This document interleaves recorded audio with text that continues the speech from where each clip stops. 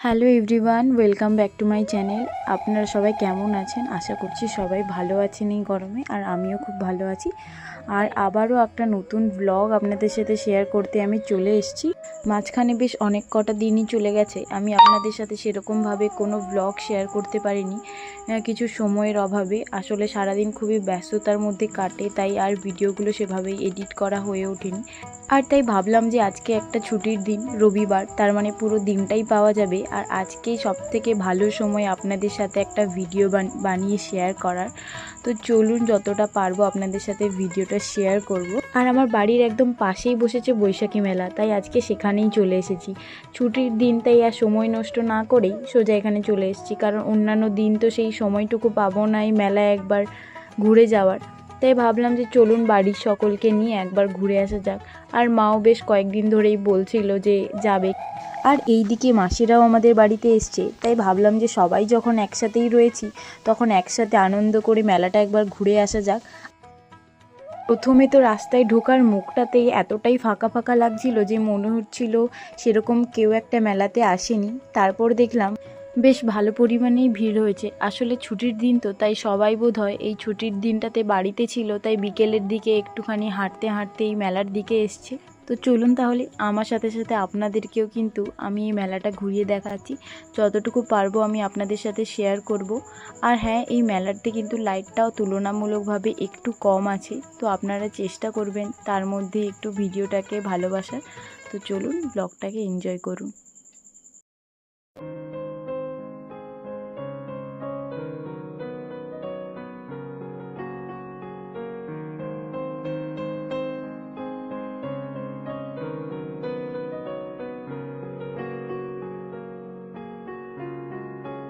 আর এই মা মাসিদের সাথে যে কোনো মেলায় হোক বা কোনো জায়গায় গেলে আপনারা একটা জিনিস লক্ষ্য করতে পারবেন, এরা কিন্তু সংসারের জিনিসপত্র যেই দোকানগুলোতে পাওয়া যায় বেছে বেছে সেই দোকানগুলোতেই আগে দাঁড়াবে। এই যে দেখতে পাচ্ছেন আমার মা আর মাসি দুজনে মিলেই বাড়ির জানালার পর্দা, দরজার পর্দা এইসব দেখতে ব্যস্ত। তো আমি কি করব, দাঁড়িয়ে দাঁড়িয়ে সেগুলোকে ভিডিও করছিলাম। তাহলে চলুন এভাবেই মা মাসিদের সাথে পুরো মেলাটা ঘুরতে থাকি। ও হ্যাঁ, সঙ্গে কিন্তু ভাইও রয়েছে, ওর কথা ভুললে চলবে না, তাহলে বেচারা আবার পরে রাগ করবে যখন ভিডিওটা দেখবে। আর এমনিতে অন্যান্য সময় ভিডিও করলে কিন্তু কাউকে ভিডিও করে দেওয়ার মতো আমি পাই না, একা একাই ভিডিও করতে হয়। তবে আজকের জন্য আমার ভাই কিন্তু ছিল আমার ক্যামেরাম্যান, তো ওর কথা ভুললে কোনোভাবেই কিন্তু চলবে না। আর এই যে আপনারা দেখছেন আমি এই দোকানটার দিকে এক দৃষ্টিতে হাঁ করে তাকিয়ে আছি, তার একটাই কারণ হলো এই দোকানে প্রচুর সুন্দর সুন্দর ক্লিপ এবং কানের দুল পাওয়া যাচ্ছিল। তবে আমার কাছে এত বেশি কালেকশান আছে যে আমি আর নেওয়ার সাহস করলাম না। ভাবলাম যে না থাক, আবার কখনো পরে কেনা যাবে। তো চলুন, মেলাতে আরও অনেক অনেক দোকান বসেছে, যেগুলোর সব কালেকশান আমাকে আজকেই দেখতে হবে, কারণ এরপরে আবার কবে আসবো তার কোনো ঠিক নেই। আর এইদিকে দেখুন মা আর মাসি কিন্তু আবারও একটা দোকানে এসে দাঁড়িয়ে গেছে। আর এই দোকানে কিন্তু খুব সুন্দর সুন্দর বালিশের পিলো কভার পাওয়া যাচ্ছিল। তো চলুন দেখি ওরা কি নেয়।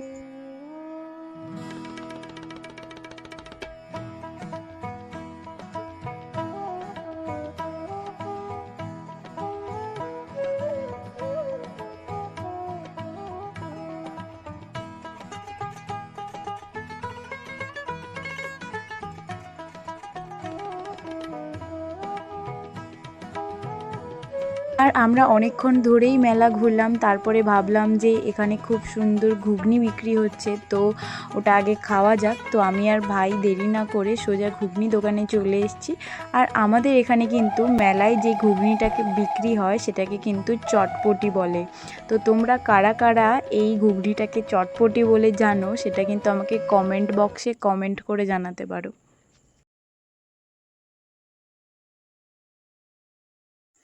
আর তারপর আর কি, অনেকক্ষণ দাঁড়িয়ে থাকার পর অবশেষে এই যে ঘুগনির প্লেটটা তৈরি হয়ে গেছে, এবার এটা আমার হাতে দেবে। তো চলুন খাই এবারে। তবে ঘুগনিটা দেখে যতটা ভালো টেস্টি মনে হয়েছিল, আদৌ কিন্তু একদমই খেতে ভালো ছিল না। কিন্তু ওই মেলায় গেলে না সবার মতো আমারও ওই একটা ইমোশন কাজ করে যে ফুচকা, ঘুগনি, আইসক্রিম এসব খেতে হবে। তাই আমি আর ভাই দুজন মিলেই এটা খেতে শুরু করে দিয়েছিলাম। তবে মা মাসি একদমই খেতে চাইছিল না। আর এই যে দেখো, এদেরকে আমি জোর করে বলছি যে তোমরা একটু টেস্ট করো। তো এখান থেকেই ওদেরকে আমি খাওয়াচ্ছিলাম, যেহেতু আমার ভালো লাগছিল না, তাই এটাই সবাই মিলে শেয়ার করেছিলাম। আর তারপর এই যে আপনারা দেখতে পাচ্ছেন, এরা কিন্তু আবার এই বাসনের দোকানে চলে এসছে সংসারের বাসনপত্র কেনার জন্য। বাড়িতে যতই বাসনকোসন থাকুক না কেন, মেলায় গেলেই মোটামুটি এদেরকে কিছু না কিছু হাতে নিয়ে বাড়ি ফিরতেই হবে, না হলে বোধহয় এদের মনে হবে না যে আমরা মেলা থেকে ঘুরে এসেছি। তো যাই হোক, ওরা কিনতে থাকুক, আর কি করা যাবে। আর এতক্ষণ ধরে ক্যামেরাম্যান ছিল আমার যেই মানুষটি, যে এতক্ষণ ধরে ক্যামেরার পেছনেই ছিল, এই হচ্ছে সেই ব্যক্তি, আমার ভাই। তো ও বলল যে চল, মায়েরা যখন বাসন কিনছে সেই সুযোগে আমরা একটু সানগ্লাসের দোকানে যাই। তো ও এখানে সানগ্লাস পছন্দ করছে আর বলছিল যে কোনটা ওকে ভালো লাগছে। আর তারপর আমি ওকে বললাম যে তুই পরপর কয়েকটা পরে দেখতে থাক, তারপরেই বোঝা যাবে যে তোর উপরে কোনটা ভালো লাগছে। আর ছেলে তো পুরো কনফিউজড হয়ে গেছে যে ও কোনটা নেবে। তো প্রত্যেকটাই ওর মুখে খুব ভালো লাগছিল, তো দেখা যাক ও কোনটা নেয়। আর তারপর আমি বললাম যে আমাকেও একটা সানগ্লাস দিয়ে আমি একটুখানি পরে দেখি কেমন লাগে। আর এটা বলতে বলতেই এনারাও কিন্তু চলে এসেছেন, ওনাদেরও সানগ্লাস চাই। তো চলুন সবাই মিলে সানগ্লাস পছন্দ করি। তবে হ্যাঁ, ভাইকে কিন্তু আমি একটা সানগ্লাস কিনে দিয়েছি এবং নিজেও একটা সানগ্লাস কিনেছি, যেটা যদি পারি সম্ভব হয় আমি আপনাদের সাথে পরে শেয়ার করে দেবো।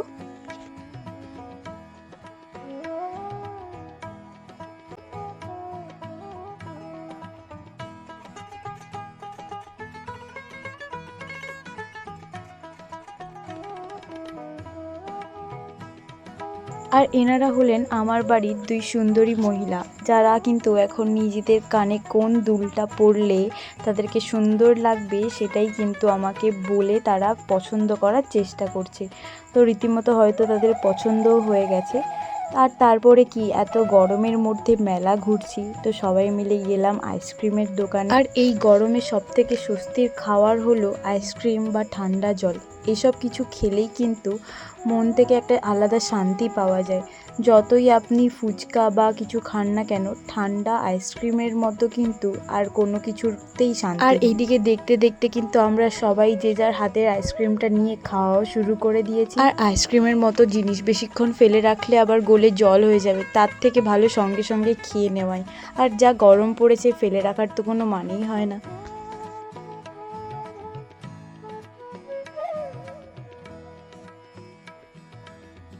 আর আপনারা আবার কেউ ভাববেন না যে এই ছেলেটাকে আইসক্রিম না দিয়ে আমরা তিনজনে মিলে খেয়ে নিচ্ছি। আসলে ওই কিন্তু সবার আগে নিজের আইসক্রিমটা শেষ করে ফেলেছে, দিয়ে তাই চুপচাপ দাঁড়িয়ে আছে। তাই আমি বললাম যে নে, আমার থেকে একটু খা।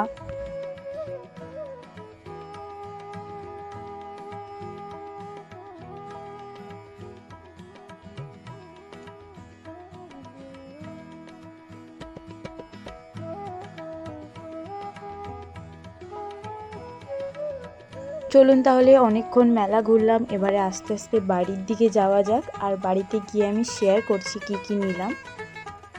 আর আপনাদেরকে তো আমি আগেই বলেছিলাম যে মায়েরা কিন্তু সংসারের জিনিসপত্র কিনতেই মেলাতে গিয়ে বেশি পছন্দ করে, আর এগুলোই হচ্ছে তার নমুনা।